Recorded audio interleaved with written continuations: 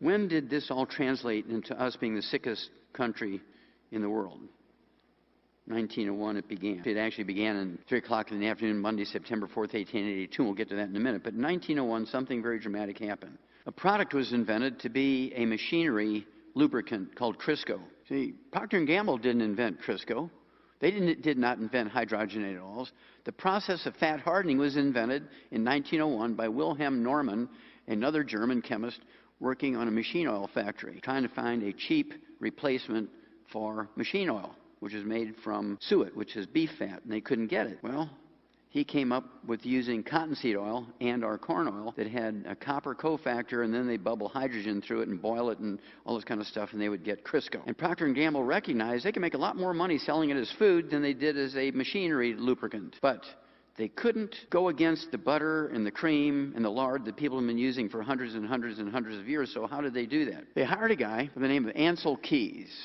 And Ancel Keys had gotten a degree in anthropology and a medical degree from the University of Minnesota. And Ancel Keys was one of the founders of the American Heart Association. Deaths from coronary heart disease was rare until 1925, after they started selling Krisco to everybody. Ancel Keys, they raised $1.7 million, which made the American Heart Association one of the more wealthy of the medical associations in America. And they went crazy changing everybody's ideas about eating meat and cholesterol and so forth, because they wanted to sell more Krisco, which made the American Heart Association richer. Now, at the same time, all the experiments were being done was they showed very clearly that the people who had the higher blood cholesterols were the ones who lived longer, had less heart disease, and had no Alzheimer's disease. The lower you got your cholesterol, the more heart disease, the more Alzheimer's disease, and the younger you died.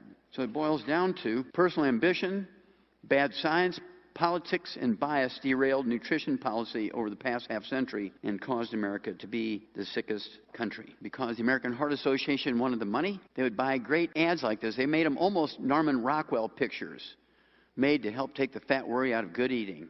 Bam! You're dead. Ancel Keys was so famous, he actually got his picture on the cover of Time magazine.